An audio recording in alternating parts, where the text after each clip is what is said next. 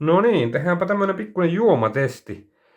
Tuli tuossa päivällä pyörähdettyä Alkossa ja sieltä löytyi tämmönen Obolonin uutuustuote kuin Cola Long Drink. En ole tämmöstä aikaisemmin nähnyt missään Alkossa, mutta olen netissä nähnyt juttuja tästä, että tämmönen on tullut myyntiin. Ja olen vähän odottanut, että tulisi jossakin Alkossa vastaan, niin pääsis testailemaan. Ja nyt tänään tosiaan tuossa Oulun Limingan tullin Prisman Alkossa pyörähdin, niin siellä oli näitä hyllyssä. Aika tyyristä tavaraahan tämä oli, että 4 € maksaa tölkiltä, mutta toki 8%, että kyllähän se selittää jonkun verran sitä hintaa, mutta saapa nähdä, onko tämä hintansa väärti. Obolonin tuotteista on tykännyt niistä kovasti, että on niitä oluita jonkun verran juonut. Et se vehnäolut on mun mielestä niin oikeasti ollut ihan vehnäolueksi niin parhaimmistoa. Eikä ne muutkaan huonoja ollut ne vahvimmat ja mitä niitä on siis, niitähän on jotakin yli 10% maasta kerran testannut, eikä sekään nyt huonoa ollut. Toki oluessa on tietty raja, että missä vaiheessa se on liian vahvaa, että se nyt oli vähän rajatapaus. Mutta pääsääntöisesti on kuitenkin näistä Obolonin tuotteista hyvinkin tykännyt. Niin sillä ajattelin ja vähän mietin tätä kolaa lonkeroyhdistelmää, että voiko se mennä pieleen.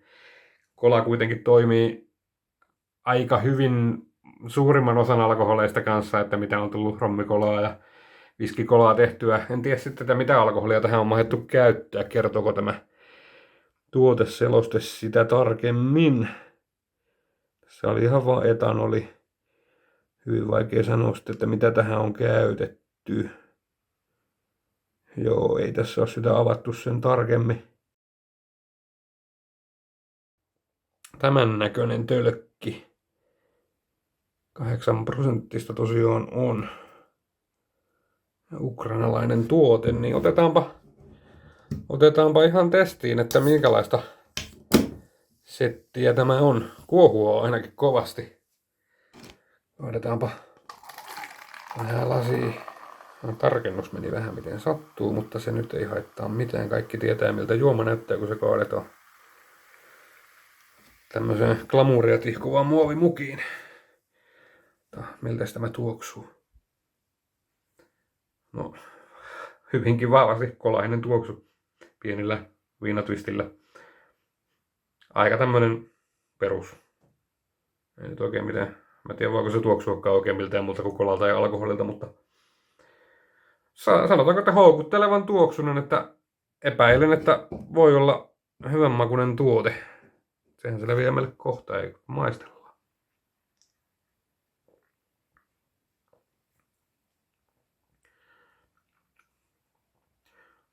Onpa eri makuinen kuin mitä ootin. Ei ole semmonen, no tää ei todellakaan maistu Coca-Colaan tehdylle alkoholijuomasekoitukselle, että tää on ehkä enemmän kallistuu, jos tekee jostakin, mitä näitä nyt on, olvikolaa ja rainbow-kolaa ynnä muuta, niin ehkä kallistuu vähän enemmän siihen suuntaan tämä maku. Viina maistuu jonkin verran läpi.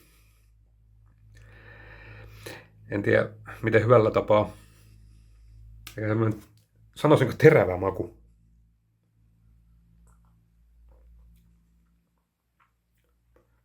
No jätetään ehkä silti 8% uskoisin, että ei tää nyt silleen, kyllä tässä semmoinen terävyys on maussa, mutta en mä nyt, jos joku tätä mulle sokkotestillä juottas, niin kyllä tää ehkä menisi kuitenkin semmosesta 5-6%, että ei tää nyt hirveän vahvan makusta oo.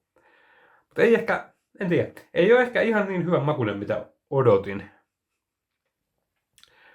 Tuo kola ei ole itsessään ehkä niin hyvää, mihin on tottunut.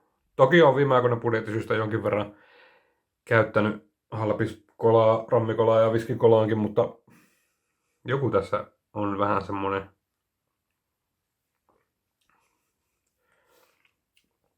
En tiedä, kyllä itse miksailemalla parempaa tulee ja tuosta viinasta en kyllä saa kiinni, että mitä siihen on käytetty. Mitä tämä on? Tää ei tosiaan, vaikka tää on lonkero, niin tää ei ollut mikään ginipohjainen, että tää on ihan perusetanoli siinä luki, että ei ollut mikään gini. Ja olikohan jostakin, taisin netistä lukea aikaisemmin, että on ihan siis erilaisista viinoista sekoitettu, että siinä voi olla käytännössä aivan mitä vaan. En tiedä. Ehkä tämä niinku... No, tää ei ole ihan niin kylmää, mitä tän tarvis olla. Tää on tässä saunalla mulla jonkun aikaa ollut. Kylmälaukussa kylläkin, mutta ei ole kylmäkalleja, niin se on ehkä vähän tässä kerinnyt lämpeämään. Mutta kylmää tämä silti on. Mutta ehkä tää jollain lailla kallistuu kuitenkin pettymyksen puolelle hintaansa nähdä ja siihen, että ootin Obolonilta paljon enemmän. Mutta kyllähän tätä nyt juo, ei siinä. Mutta väittäisin, että paljon parempaa pystyy tekemään itse kolaa sekoittamalla johonkin. Alkoholi on se sitten rommia tai viskiä tai ihan vaan vaikka kirkassa viino. Niin ehkä, jos 4 euroa kustannus, niin on se aika hintava tuote kuitenkin, mutta toisaalta siinä on se Ukrainan tulevan voiton maku, että sehän on tietenkin Ukrainan tuotteelle pitää vähän antaa sitä hyvää siitä, että tästä menee kuitenkin varmaan Ukrainan suuntaankin jokunen kolikko.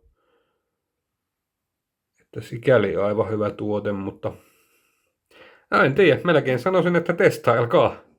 Ei tämä huonon makuinen ole, mutta ei nyt ehkä ihan niin hyvä, mitä itse ootin. Mutta nämä on makuasioita. Plussaa pitää antaa muuten siitä.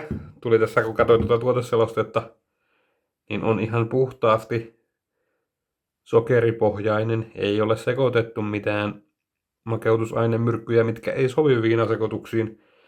Vähäkään alusta, niin tähän ei ollut sekoitettu niitä, että siitä pitää antaa kyllä plussaa. Itellä vähän niin kuin etukäteen hirvitti ennen kuin näin tämän tuoteselosteen, että onko tässä jotakin työnnetty joukkoon, mutta ei oo. Mutta en tosiaan tiedä, että mitä tämä kolajuoma on, mitä tähän on käytetty.